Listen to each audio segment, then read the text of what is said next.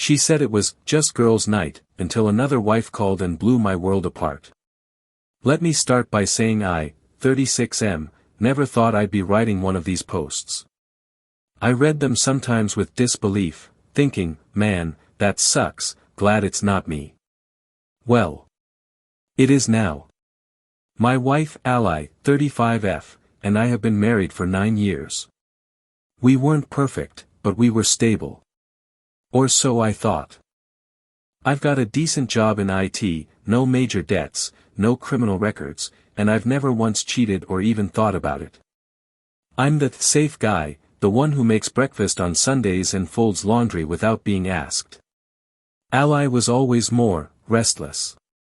Social. Liked attention. Liked posting selfies that towed the line between suggestive and come on now.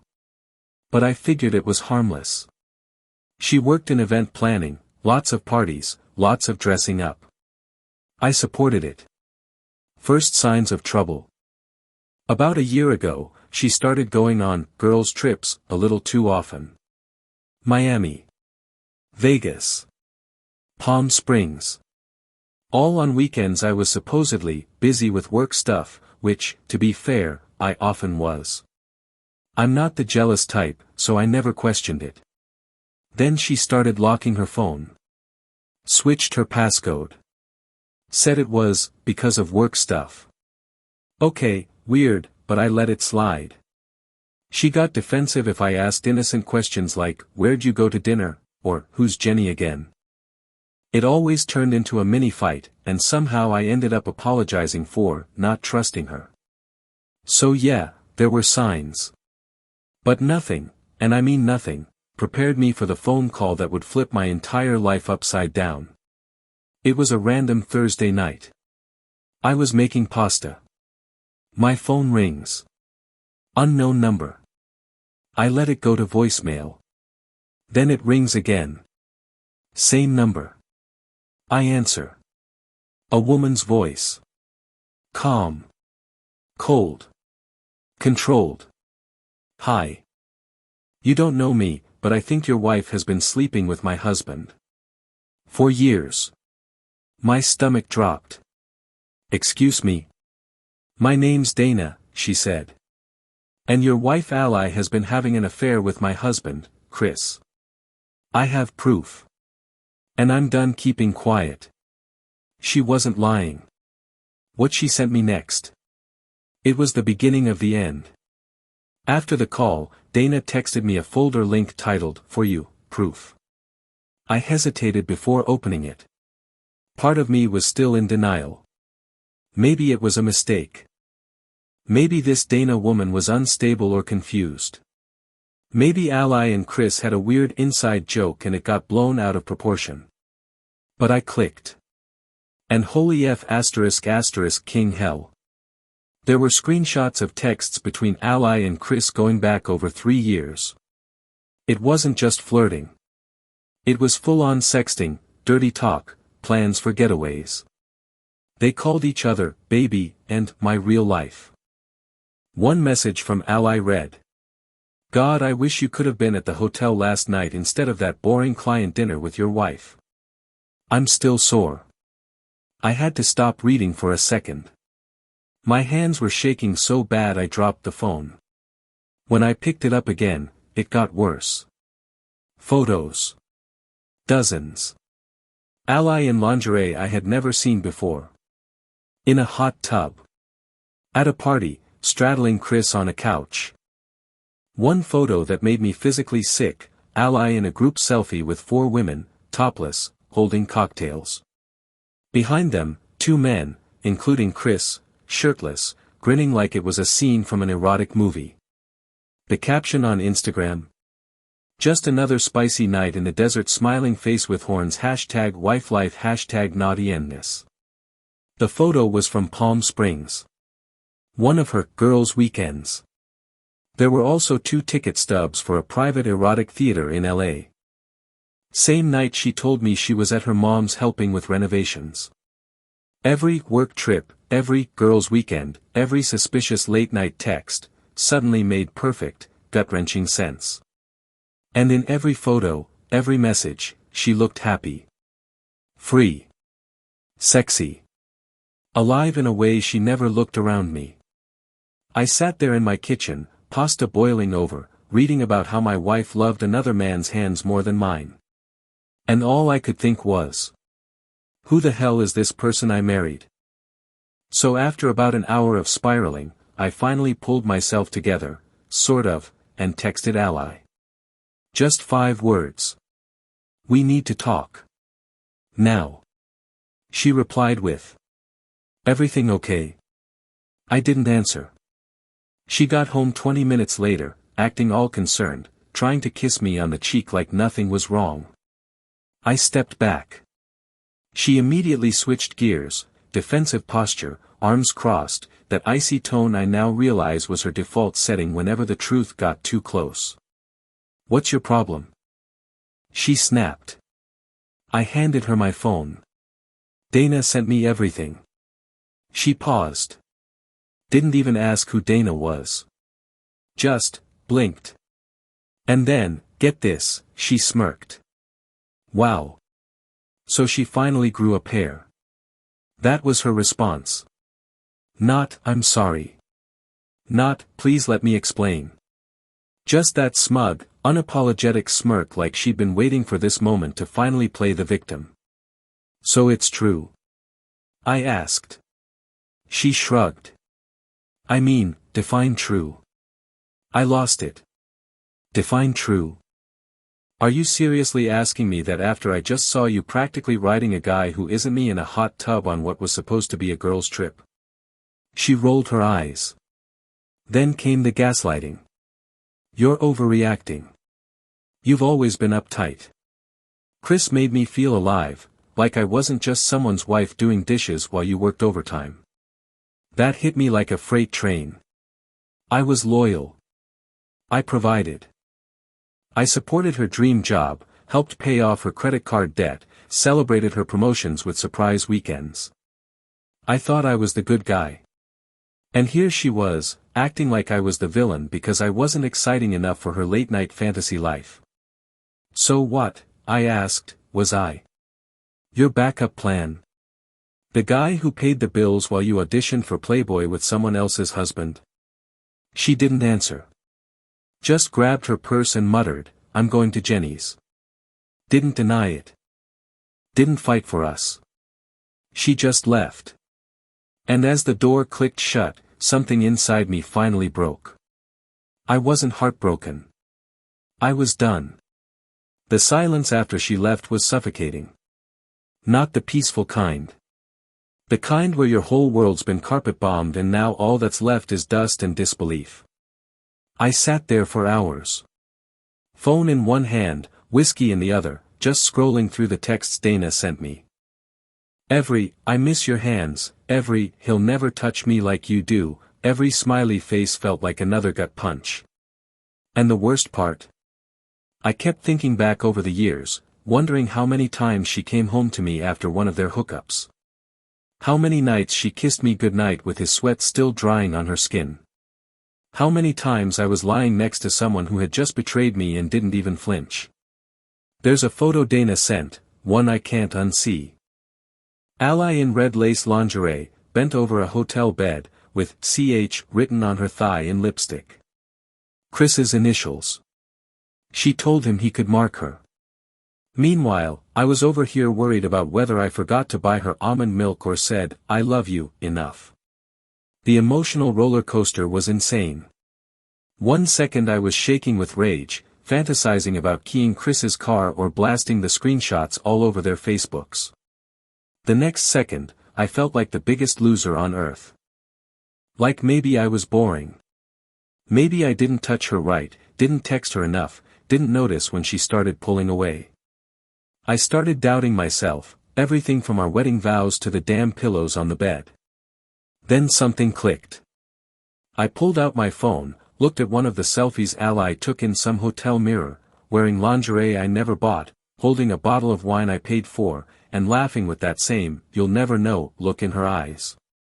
And I whispered to myself, this. It wasn't about me not being enough. It was about her being too empty to appreciate what she had. I'd been loyal, honest, generous. She'd been fake, selfish, cruel. It was time to stop bleeding for someone who didn't even flinch when she stabbed me. It was time for revenge. The next morning, I woke up different. Clearer. Calmer. Cold. There's a line you cross when you realize the person you love doesn't love you back, and hasn't for a long time. After that, the grieving stops. The war starts. Step 1, Legal Lockdown. I called my buddy Mark, who's a divorce attorney and who thankfully owed me big time for helping him out of a DUI mess a few years ago. Told him everything. Sent over the screenshots. Every photo. Every timestamp. He called me back an hour later and said, "This is gold. We're going to bury her." We started the paperwork that day. Froze the joint accounts. Took her off my health insurance. Locked the credit lines. Step 2, Financial fireproofing. Turns out, Ally had been funneling small amounts of cash into a vacation fund through her boutique business. Guess what that fund paid for? Hotel rooms. Flights. Lingerie. I sent every receipt and transaction to Mark. He laughed and said, "She's going to owe you money when this is done." Step 3, the social fallout. This wasn't even revenge, it was disclosure. I simply forwarded a few select screenshots to 2 mutual friends who always thought she had something going on. I didn't ask them to spread it. But people love a scandal. Within 24 hours, her sister called me in tears. Said, "I can't believe she did this to you." Or to herself. Her own family turned against her. Step 4, the Chris strike. Oh yeah. I saved him for dessert. I printed out a folder labeled, "Enjoy Hell," and hand-delivered it to the HR office of the firm where Chris worked, on Dana's request, by the way. She wanted him to feel the same public shame Ally was about to drown in. According to Dana's last message, Chris was placed on indefinite leave pending an internal ethics review. 1 marriage ruined.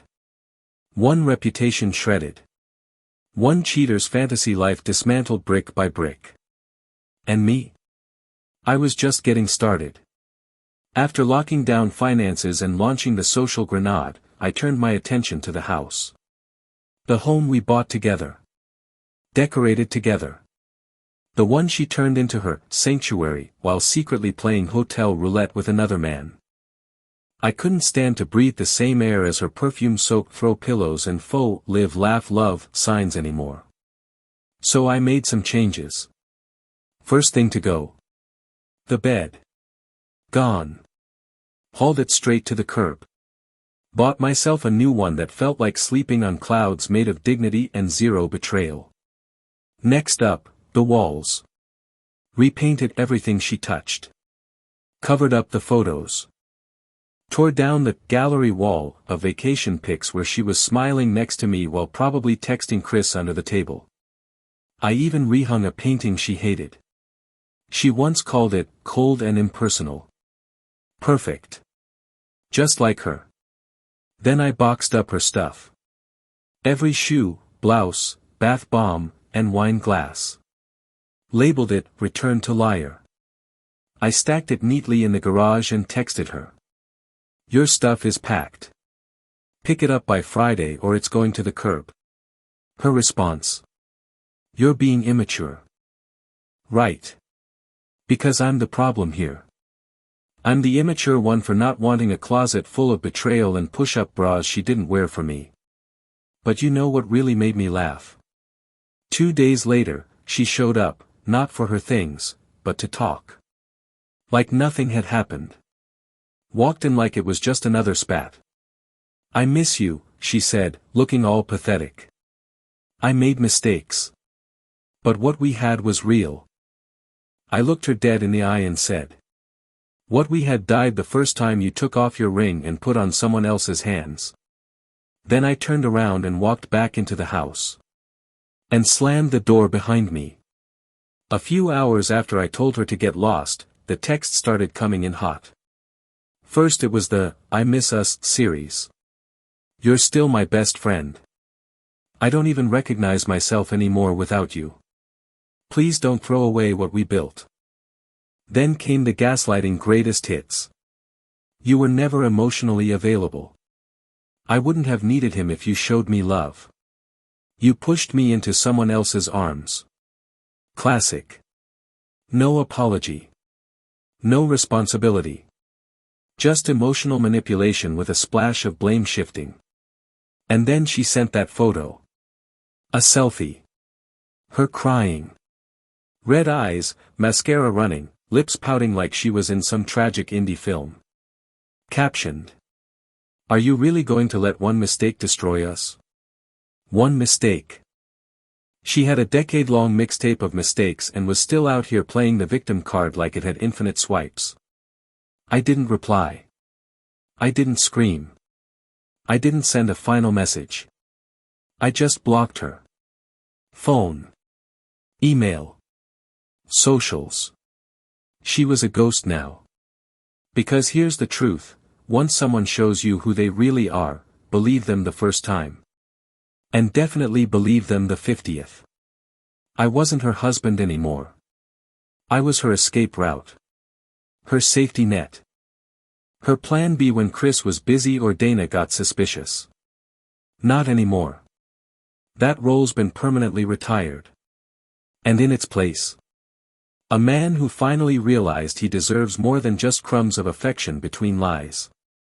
After I blocked Ally, things got quiet. Eerily quiet. No more late-night texts. No more guilt bombs. No more passive-aggressive messages about how cold I'd become. Just silence. And man, it was beautiful. I thought I'd feel lonely. I thought I'd miss her. The truth? I felt light. Like I'd finally taken off a weighted vest I didn't even know I'd been carrying for years. I started waking up earlier, sleeping better. Cooked meals just for myself, steak the way I liked it. Blasted music she always said was too aggressive. Rearranged the living room so it didn't feel like her Instagram showroom anymore. I even took a weekend road trip to the mountains.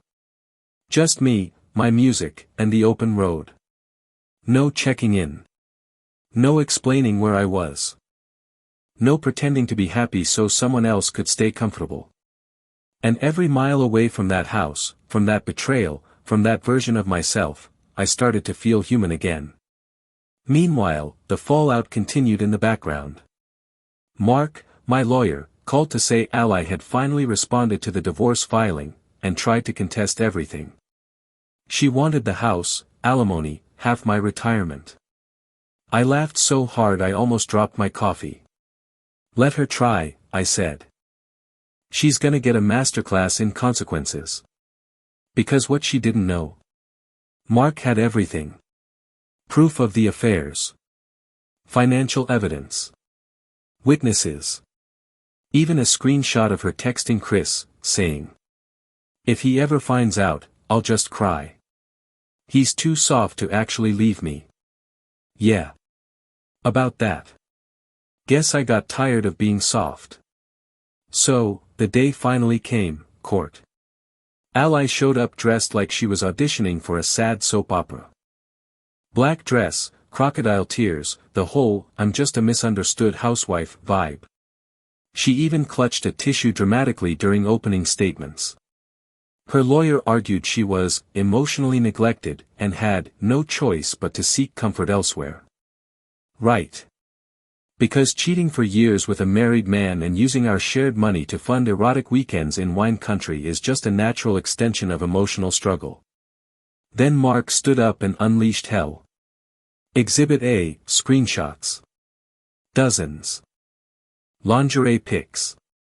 Sexts. Photos of her in a tub with Chris that he paid for.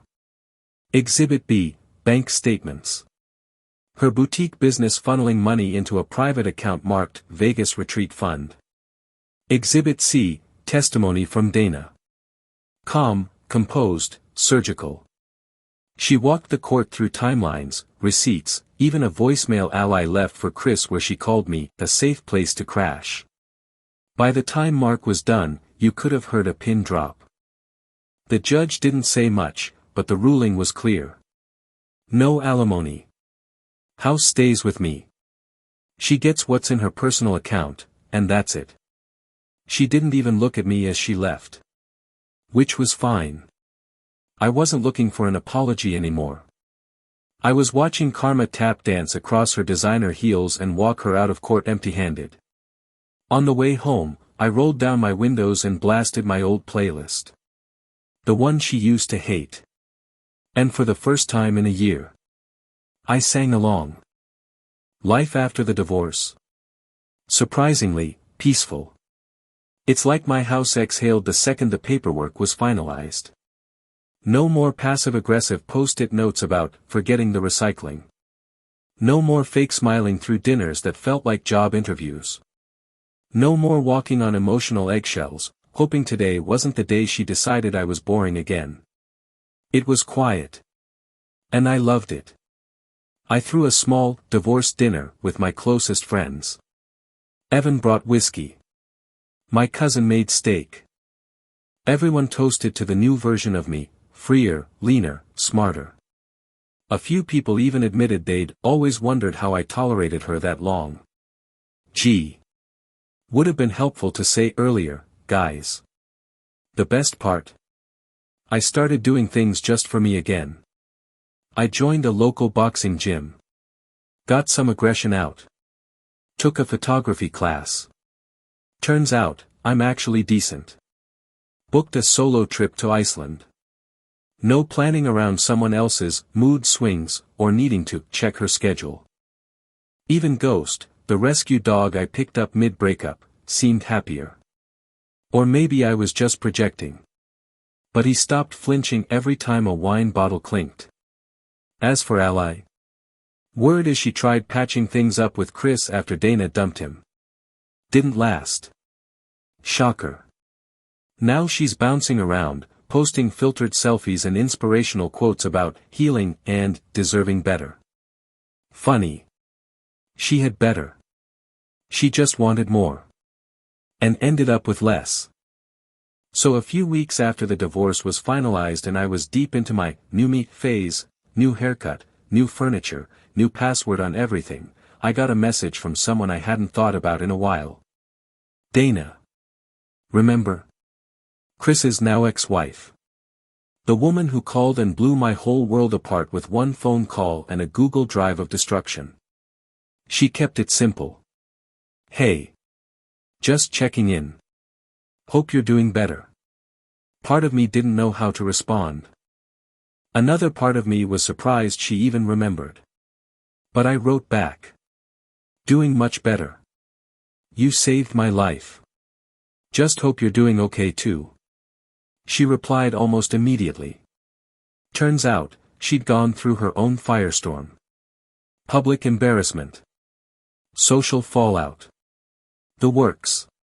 But she'd picked herself back up, moved to a new apartment, started freelancing, and was slowly rebuilding her sense of self. We messaged for a while. Casual. Honest. No flirting. Just two survivors trading emotional war stories. Eventually, we met for coffee. In person, she was just like on the phone, sharp, grounded, a little exhausted but full of that quiet strength only people who've been truly betrayed seem to have. We didn't talk about Chris and Ally much. Mostly we talked about music, food, movies. Normal things. At the end of that first meetup, she smiled and said, "It's weird how the worst thing someone ever did to us led to this conversation." I nodded. Yeah. Weird. But kind of poetic too. No expectations. No rushing anything. Just mutual understanding in a world that had felt like chaos for too long. And for the first time since everything blew up. I wasn't looking back. I was looking forward. As the months went by, life stopped feeling like recovery, and started feeling like living.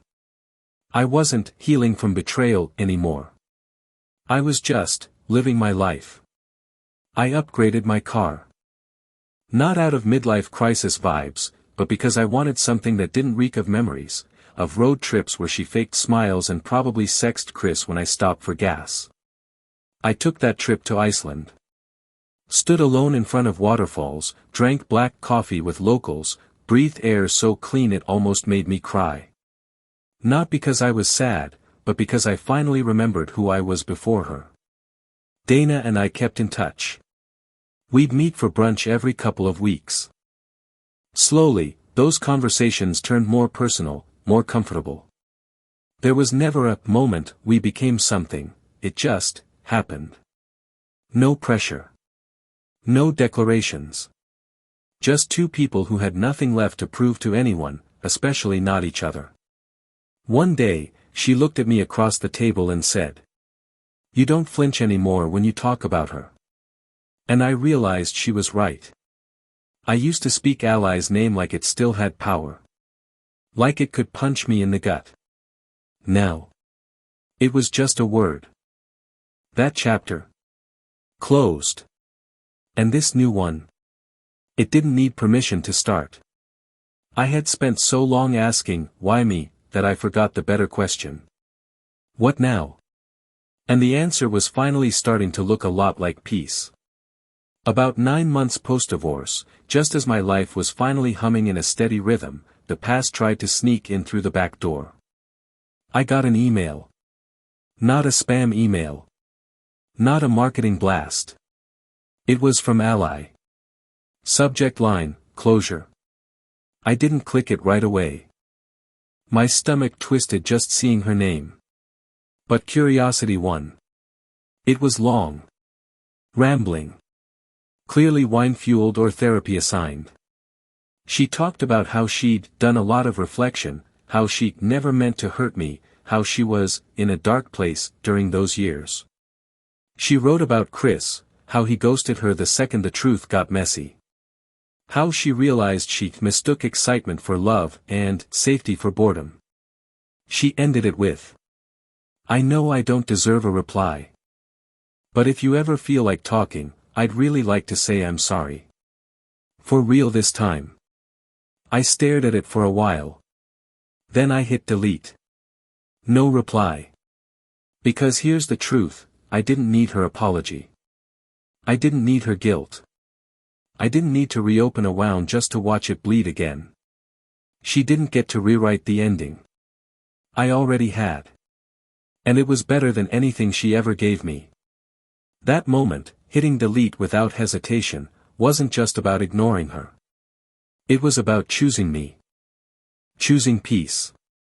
Choosing the life I rebuilt without her lies in it. There's something surreal about looking in the mirror one day and not seeing a ghost of yourself anymore. Not a shell. Not the guy who used to flinch at every ping on his phone. Not the one who studied every smile for hidden meanings. Just me. I had scars now. Not visible ones, but ones that taught me more than any happy moment in my marriage ever did. I wasn't the safe guy anymore. I was the aware guy. The self-respecting guy. The one who could spot emotional manipulation in a sentence and walk away without hesitation. People say you should forgive to move on. I don't know if I ever fully forgave Ally. Maybe that's okay. Maybe moving on doesn't require forgiveness so much as acceptance. She made her choices. And I made mine. Dana and I had become something solid. No games, no power plays. Just real conversations, real silences, real laughs. Sometimes we'd sit on the couch in sweatpants and say nothing for an hour, and it still felt more meaningful than any expensive dinner Ally ever dragged me to with a fake smile. I realized that being loved correctly isn't loud. It's consistent. Quiet. Steady. It shows up when you're sick. It brings your favorite snack. It doesn't hide behind passwords and half-truths. I wasn't bitter anymore. I wasn't broken. I was better. So here we are. It's been over a year since the phone call that detonated my old life. Since the night I learned my wife had been building a second life out of sex, lies, and business trips. And now, I'm in a new place, mentally, emotionally, physically. The old house. Sold. The one I'm in now. Small, simple, mine. No fake smiles hanging on the walls. No shadows of betrayal in the corners. Dana and I aren't rushing labels, but we're happy. Really happy. She knows everything about me, not just the story, but the scars. And she never flinches. The thing I've realized is this: your world doesn't end when someone betrays you. It just changes. You lose people you never thought you would. You cry over memories you swore were real. You rage. You rot. And then one day, you rebuild. Not because it was easy, but because you have to. To anyone reading this, going through that gut punch betrayal, I see you. I was you. You are not weak. You are not stupid. You are not unworthy. They didn't break you. They revealed themselves. And now it's your turn. Build the life they didn't believe you deserved. Live it so loud they hear it in the silence they created. And never, never, apologize for surviving. I have many other stories. Go to my channel, subscribe so you don't lose us. Give me a thumbs up.